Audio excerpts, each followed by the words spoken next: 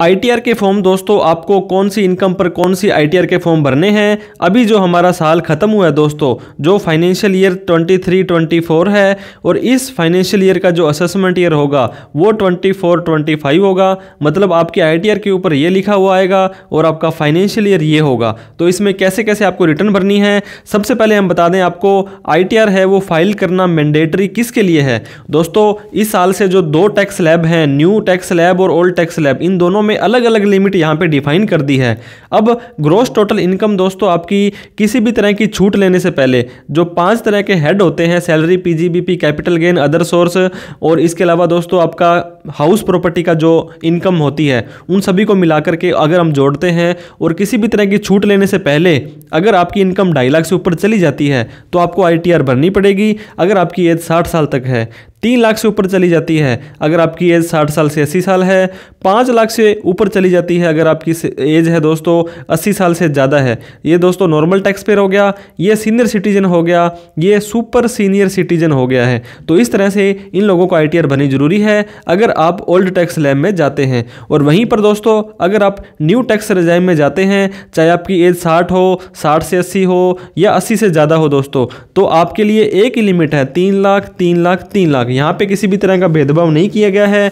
Old और new tax RAM में अगर आपकी ग्रॉस टोटल इनकम इससे ज़्यादा चली जाती है तो आपको आईटीआर भरनी जरूरी है। तो आईटीआर किसे भरनी है ये तो आपको पता लग गया। और income to be shown in ITR, ITR के अंदर आपको पता होगा 5 तरह के हेड मैंने दोस्तों आपको बताए थे। सबसे पहले तो आपका सैलरी हो गया, उसके बाद में हाउस प्रॉपर्टी हो गया, फिर आपका पीजीबीपी हो गया, कैपिटल गेन हो गया, और यहाँ पे आपकी जो भी बच गया वो अदर सोर्स में आ जाएगा।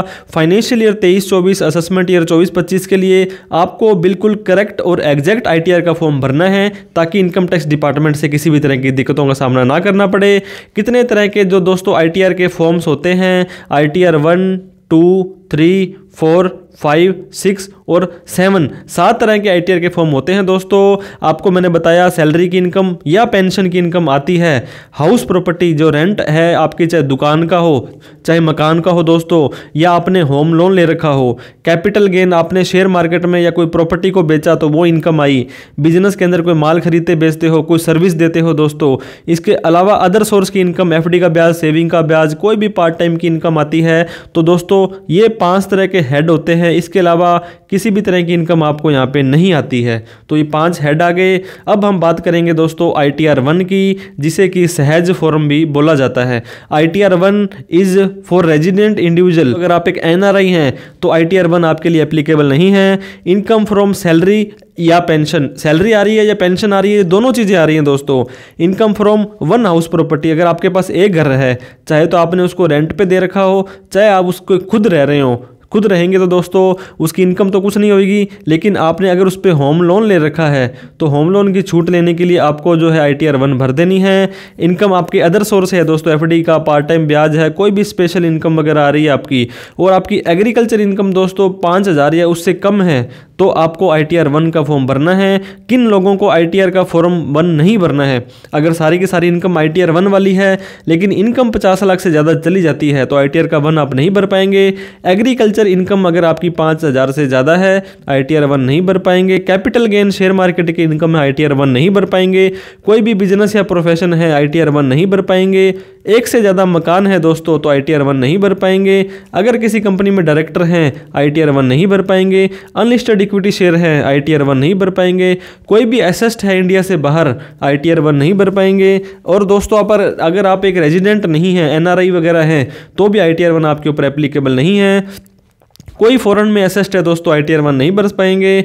इसके अलावा दोस्तों अगर आपकी क्लबिंग ऑफ इनकम होती है, क्लबिंग ऑफ इनकम में आपको या तो आप अपनी वाइफ या आपका जो माइनर सन है दोस्तों, इनके नाम कोई भी प्रॉपर्टी वगैरह इन्वेस्ट करते हो तो उसकी इनकम आप ही की इनकम में जुड़ेगी। ये क्लबिंग ऑफ इनकम का केस अगर होता है तो आईटीआर 1 आप नहीं भर पाएंगे।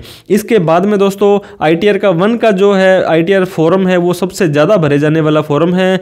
इसके बाद में आपका आईटीआर का 2 का फॉर्म भरा जाता है दोस्तों। ITR 2 आपका इंडिविजुअल भर सकता है, HUF भर सकता है दोस्तों। इनकम हो रही है चाहे सैलरी से या पेंशन से। हाउस प्रॉपर्टी दोस्तों एक से ज़्यादा है, अगर एक ही है तो ITR 1 भी भर सकते हैं, अदरवाइज ITR 2। आपकी अदर सोर्स की इनकम है, FD है, कोई लॉटरी है, कोई क्रॉसवर्ड पजल्ड है, हॉर्स रेस है। अगर दोस्तों मैंने ITR 1 में बताया था सारी की सारी इनकम है लेकिन 50 लाख से ऊपर चली जाती है सारी मिला करके, तो ITR आपको 2 भरनी पड़ेगी। इसके अलावा दोस्तों अगर आप किसी कंपनी में डायरेक्टर हैं, आपने अनलिस्टेड इक्विटी शेयर लिए थे, आप NRI हैं, तो आपको ITR 2 भरनी है।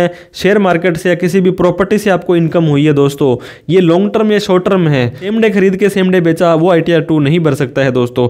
इसके बाद में फॉरेन के अंदर कोई एसेट है, एग्रीकल्चर इनकम 5000 से ज़्यादा है, अगर आपकी 10 लाख रुपए एग्रीकल्चर इनकम है तो ITR 2 आप भर सकते हैं। इस केस में दोस्तों एनी अदर पर्सन, ये क्लबिंग के बारे में मैंने आपको बताया था, अगर आपकी क्लबिंग हो रही है तो आप ITR 1 नहीं भर सकते थे, ITR 2 है आपको यहाँ पे भरनी पड़ेगी। ITR 2 कौन यूज नहीं कर सकता है दोस्तों? PGBP की अगर आपकी इनकम है, profit and gain from business and profession से है, तो ITR आपको ना तो 1 भर सकते हैं ना ही आप 2 भर सकते हैं। इसके लिए हम आगे डिस्कस करने वाले हैं।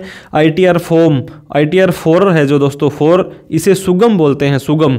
सबसे पहले तो इंडिविजुअल भर सकता है, HUF भर सकता है, पार्टनरशिप फर्म भर सकती है, LLP इसे नहीं भर सकती है दोस्तों। ये प्रिजम्पटिव टैक्सेशन की बात करता है, उका मुका। अगर आप एक लमसम अमाउंट अपना प्रॉफिट दिखा देते हैं, आपकी टर्नओवर एक लिमिट से कम है, तो सेल का 6 या 8% प्रॉफिट, या सर्विस है तो 50%। दोस्तों अगर आपकी मान लीजिए 50 लाख रुपए की सेल थी अब, और ये सारी की सारी सेल अगर आपकी ऑनलाइन आ रही है, तो कम से कम इसका 6% आपको नेट प्रॉफिट दिखाना पड़ेगा, जो कि 3 लाख रुपए होता है। अगर आपकी ये सेल ऑनलाइन नहीं थी, अगर आपने कैश के अंदर माल बेचा है, तो इसका 8% हो जाएगा, ये 4 लाख रुपए हो जाता है। तो गवर्नमेंट बोलती है आप अपनी सेल का 6 या 8% प्रॉफिट दिखा दीजिए। अगर आप एक प्रोफेशनल हैं दोस्तों, अगर आपकी मान लो 15 लाख रुपए की रिसीट आई, अगर आप एक CA डॉक्टर चार्टर्ड अकाउंटेंट हैं, और आपको 50% यहाँ पे आपका नेट प्रॉफिट दिखाना है, जो कि 7.5 लाख रुपए हो जाता है। तो इस तरह से इतना इनकम दिखा दीजिए, हम आपसे कोई भी बुक्स ऑफ अकाउंट मेंटेन नहीं करवाएंगे, कोई भी इन्फॉर्मेशन एक्स्ट्रा नहीं मांगेंगे। तो सैलरी है, अगर आपकी एक हाउस प्रॉपर्टी की इनकम है, अदर सोर्स की इनकम है दोस्तों, और आप 44 AD में जाना चाहते हैं तो जा सकते हैं। लेकिन अगर आपकी टर्नओवर 2 करोड़ से ज़्यादा चली जाती है, तो ITR आप दोस्तों 2 नहीं भर सकते हैं, ITR 3 भरनी पड़ेगी, और आपको किसी चार्टर्ड अकाउंटेंट से आपकी टैक्स ऑडिट भी करवानी पड़ेगी। अब ITR 3 ये दोस्तों एक ऑलराउंडर फॉर्म होता है। अगर आप एक profit and gain from business and profession, PGBP का काम करते हैं, एक डायरेक्टर है किसी कंपनी में, अनलिस्टेड इक्विटी शेयर आपने होल्ड कर रखे थे, रिटर्न में include income from house property, salary, pension, other source की इनकम। दोस्तों income of a person as a partner, अगर आप किसी फर्म में पार्टनर LLP में थे, या आपके ऊपर टैक्स ऑडिट हो रही है, मैंने आपको बताया था 2 करोड़ से ज़्यादा की टर्नओवर है, तो ITR 3 आपको भरनी है।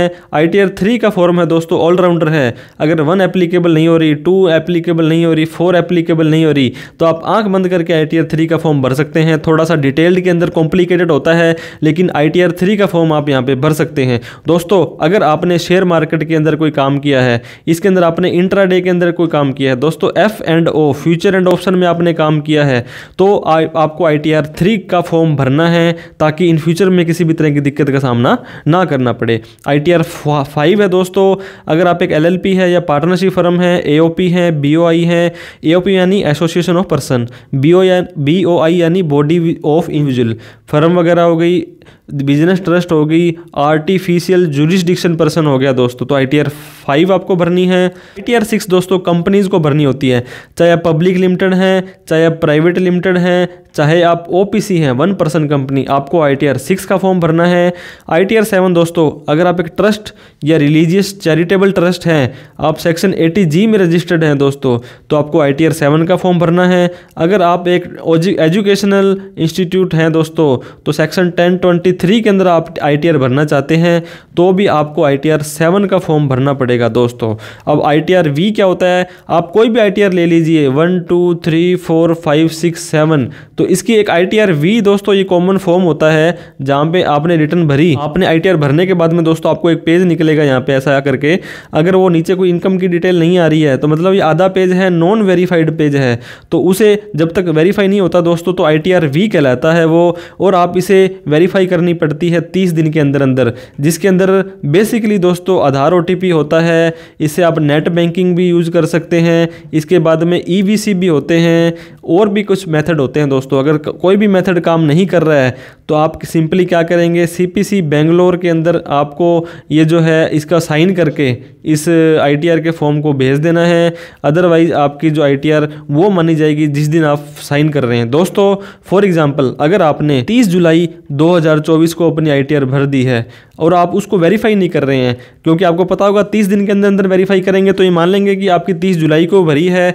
अगर मान लो 30 अगस्त के बाद में 30 सितंबर को उस ITR को वेरीफाई करते हैं दोस्तों, तो ये माना जाएगा कि आपने ITR ही 30 सितंबर को भरी है और 31 जुलाई के बाद में आपको पता होगा आपकी जो लेट फीस लग जाती है या तो 1000 रुपये होगा या 5000 रुपये होगा। तो आपके ITR प्रोसेस करते समय ये माना जाएगा कि आपने B-related ITR भरी है, 31 जुलाई के बाद भरी है और आपको वहाँ पे काफ़ी सारी कंप्लाइंसेस का सामना करना पड़ सकता है। ITR V दोस्तों यहाँ पे ये देखिए फॉर्म ITR V लिखा होगा।